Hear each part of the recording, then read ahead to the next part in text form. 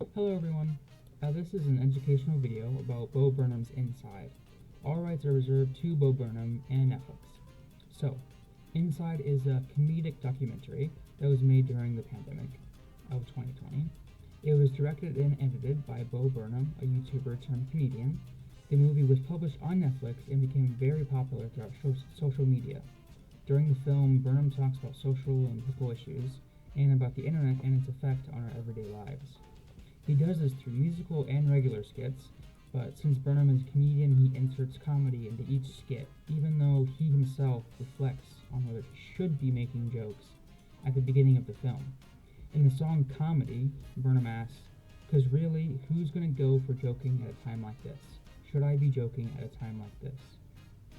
But by the end, he rationalizes his need for comedy by insisting that he is healing the world through comedy. As Burnham goes along through the film, he goes deeper and deeper into social issues like income inequality and the Black Lives Matter movement, but he doesn't necessarily outright state that he is talking about these issues, but it is implied from the meaning of the songs and the lyrics. For instance, in the song How the World Works, Burnham takes the role of a teacher along with a sock puppet named Sako. He tries to explain how the world works, with Sako talking about the inherent greed and disregard for human life in the capitalistic society we live in. Sako states that, Right, the simple narrative taught in every history class is demonstrably false and pedagogically classist. Don't you know the world is built with blood and genocide and exploitation? The global network of capital essentially functions to separate the worker from the means of production and the... So this is an intense shift and is representative of all of the other songs of the film. But the main song of focus we'll be talking about, though, is Welcome to the Internet. Welcome to the Internet starts off with Burnham introducing the Internet and talking about some things that are part of the Internet. But the song continues to get faster and faster until it abruptly stops and goes into a slow ballad-like portion. This portion is slow and lyrical and describes the Internet back in the 90s.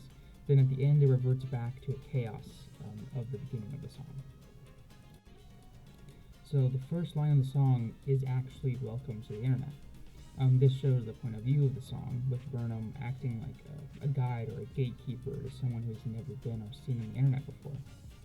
As he is talking to the audience when he introduces the Internet, his tone sounds condescending. He says things like, "Have a look around. Anything that brain of yours can think of can be found. We've got mountains of content, some better, some worse. If none of it's of interest to you, you'd be the first. Welcome to the internet, come and take a seat. Would you like to see the news or any famous women's feet? There's no need to panic, this isn't a test. Just nod or shake your head and we'll do the rest." These lines are suggesting that Burnham, who is representing the Internet, is better than everyone else. This is a good representation of the Internet, as everyone probably already knows. If you go on the Internet, you are most likely going to meet a plethora of people who think they are better than everyone else and will argue to prove it. Next, let's look at the lights in the background. There are these tiny dots of light that move around like stars or a universe. This is to represent the vastness of the Internet, and each ball of light could represent a website or a portion of the Internet. This makes sense, as when we go into the ballad portion of the song, he turns off those lights, representing that the Internet wasn't as massive in the 90s as it is now. As the song goes on, Burnham contrasts relatively wholesome content with darker content.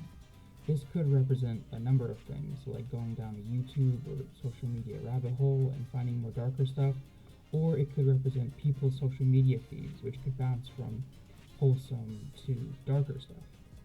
Finally, to end the first part of the song, Burnham goes into the chorus. The line, "Apathy is a tragedy and boredom is a crime," represents the mindset of a loud majority of people on social media and the internet. Apathy means a lack of interest or concern, meaning that if one person doesn't care enough about one topic, then they are a tragedy and you should feel sorry for them. If you don't post a certain picture or video online to show you care enough, you are discarded and not taken seriously as an activist. The boredom is a crime part also represents a lot of people because with the internet, We have been conditioned to always be consuming something to fill that boredom we may have.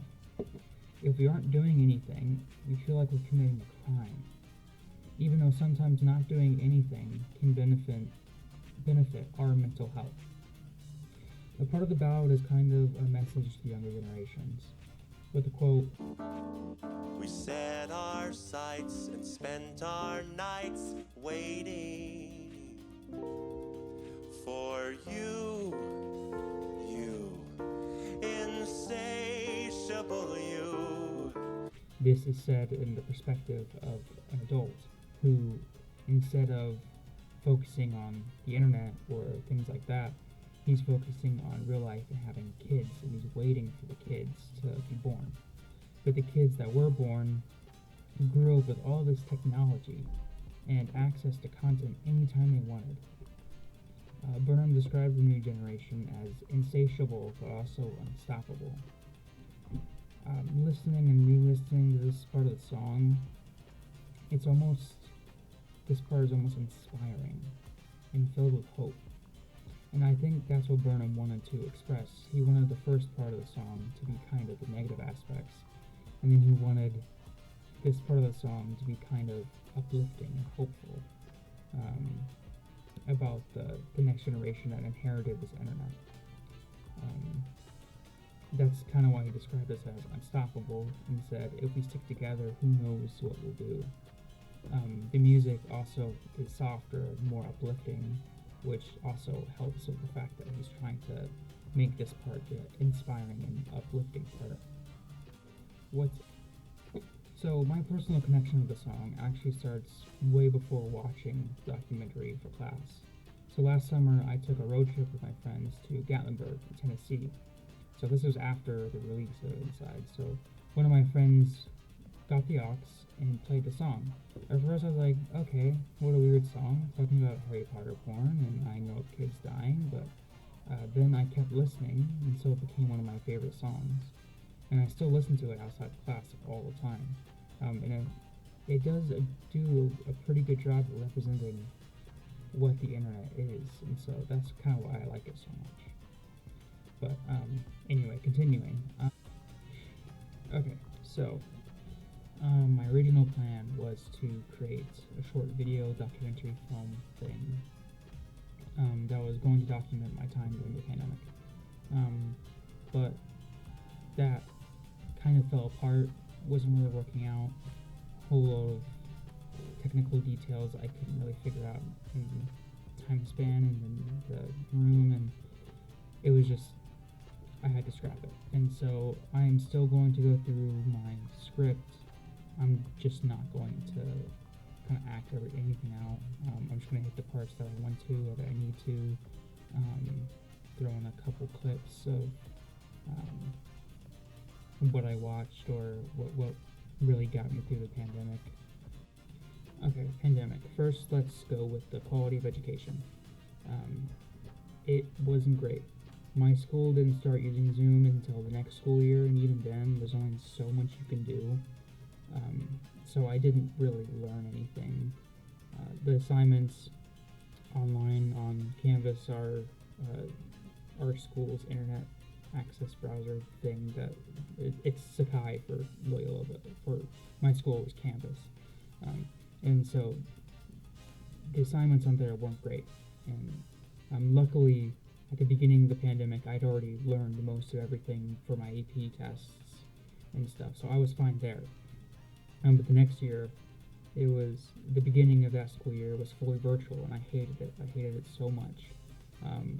But we started doing hybrid classes about a month in, and I hated it less, but I still hated it. But that was the school aspect. So let's go into the other aspects. So when I wasn't doing schoolwork, which I only did schoolwork for like 2 hours at most during the pandemic at home, I was online. I was on YouTube, Hulu, Netflix, or any streaming service that I wanted.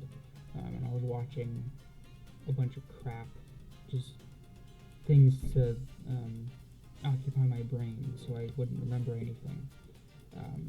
And if I wasn't online, I was playing video games on my computer or my Xbox or something just to pass the time. I was on Discord calls almost every night in the beginning of the pandemic with my friends, and we were also just playing games on the computer, just doing whatever we wanted, which that totally destroyed our sleep schedule, but and it still kind of is destroyed right now, but whatever, it's college, right? Yeah, going back to watching things, what really got me through the pandemic was John Krasinski's Some Good News, which,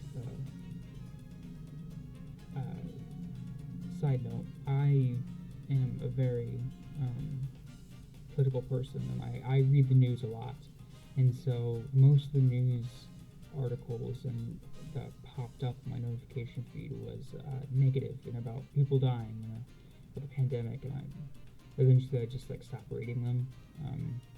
But Some Good News kind of brought me back in because it was just the positive headlines, and that made me kind of happy, and it gave me hope. Seeing this online and seeing John Krasinski taking people and bringing them together, it kind of gave me hope. And so, kind of going back to the inside argument, the internet isn't just bad or isn't just good. It's a tool, and like any tool, it can be used for evil or it can be used for good. And so this aspect was the good use of the tool I was using. And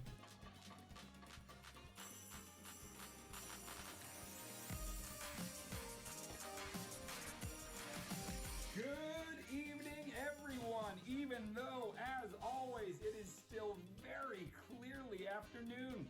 Welcome back to SGN. I'm John Krasinski, and this is the holiday episode. And everywhere you look, good news is all around you. So, coming at you from our good news partners, kicking things off, if you've seen this show before, then you know nobody loves a wedding like me. So, from Good News Network comes the story of Samantha, who, while going through treatment for cancer, is rarely allowed guests, let alone a party. But when the nursing staff saw the beautiful engagement ring on her finger, they thought she needs to have toast.